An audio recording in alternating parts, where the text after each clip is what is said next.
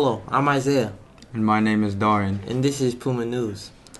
This is the third episode of the Burton Puma News broadcast. We will be going through some important events that will be happening this upcoming quarter. So let's get started. Boat Dance is coming up this January 30th. It's a time when lovers get a night dancing while looking to the beautiful view of San Francisco.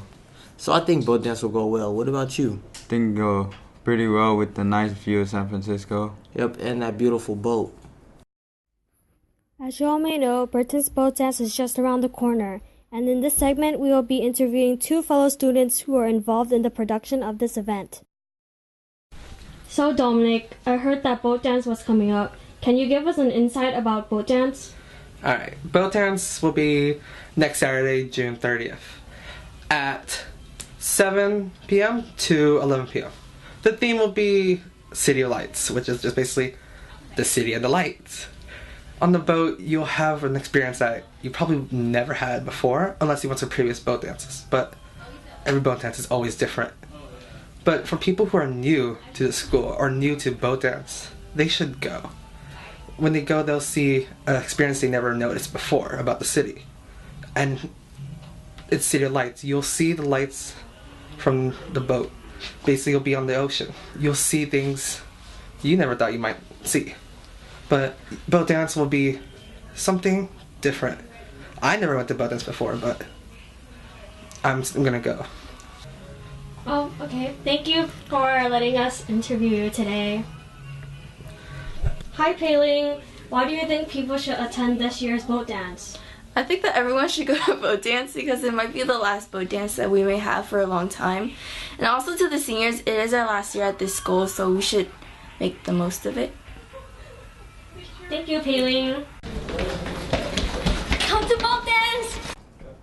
Every 2 years, the ROTC will be having its annual military inspection, or AMI, where the Area 13 manager, Captain Wenceslao, will inspect the whole ROTC staffs and cadets of Burton. Let's hear from few of Burton ROTC commanding officers to talk about the preparation for the AMI.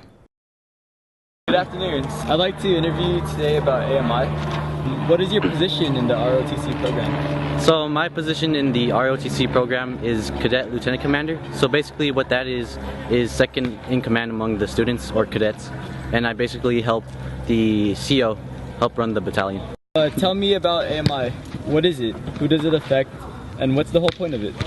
AMI is the annual military inspection. So what that is that every 2 years the captain or area manager comes down to our school, makes sure the battalion is running smoothly and correctly. How are students preparing for this event?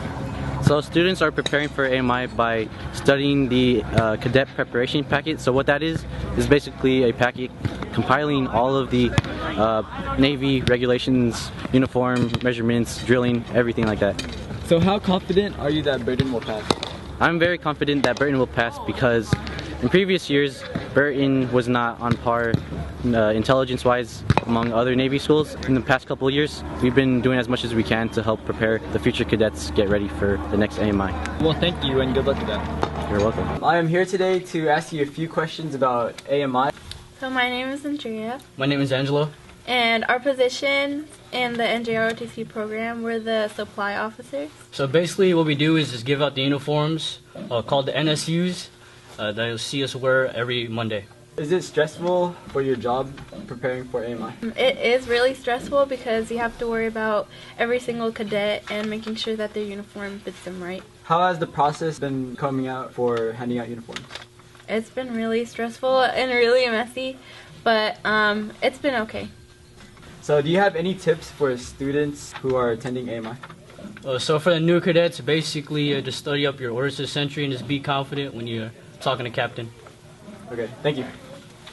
Lunar New Year is coming up this February 8th, which is an important Chinese festival celebrated at the turn of the traditional lunisolar Chinese calendar. Let's hear from some students about their thoughts on celebrating Chinese New Year. You live in San Francisco, so what is your view on Chinese New Year? My view on Chinese New Year's. Well, I view it as something interesting. Because for me, I think Chinese New Year is just a new start to the new year. But it's also not that. Well, that's from my perspective. But Chinese New Year is something really interesting in San Francisco. You get to see a whole nother side to it. I don't know, it's just where I live, I'm always surrounded by people who are of Chinese or Vietnamese. And they always, even though I'm white and I'll celebrate Chinese New Year, they always give me those little red envelopes and they always include me. You don't have to be Chinese just to celebrate it. You just have to be close with the people around you to celebrate it. And I think that's such a interesting thing about it. What's your experience with Chinese New Year? I don't really celebrate it at home, but I have friends that do celebrate it, so I know a little bit about it. And some of my friends and like their parents, even if I go over to their house, they will give me like red envelopes, which is really cool to me. But yeah, that's my experience with Chinese New Year. For me, I think that it's kind of convenient for us to get the day off of Chinese New Year because it's also, it shows like how multicultural we are, and we respect their culture, and we're taking time off for them because they need to celebrate their culture just like everyone else in the United States takes off New Year's Day. So it's kind of like that, and I think that's nice that SFUSD does that. FAFSA is a student financial aid of mostly undergraduate students who will be going to college after their senior year. It is important for students to apply to FAFSA because it reduces the cost of tuition of the students on the first tuition of their college. I'll sure be doing my FAFSA application this year. Same here.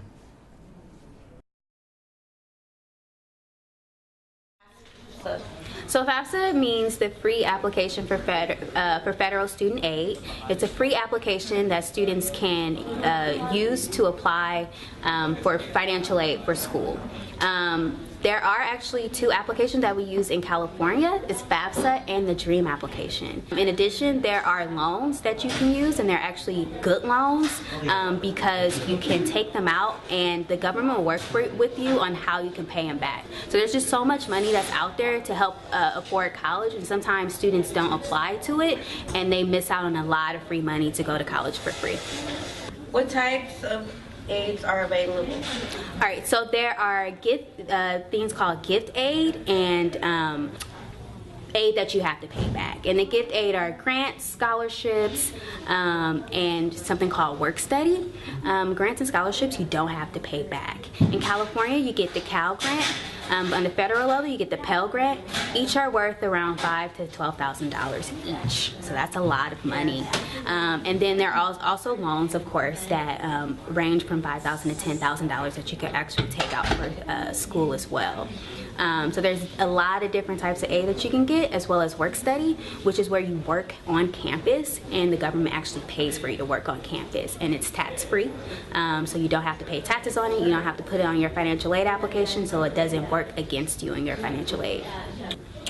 What are the benefits if you turn your FAFSA form application early as convenient? So the reason why I always tell students to turn in as soon as possible is because students procrastinate.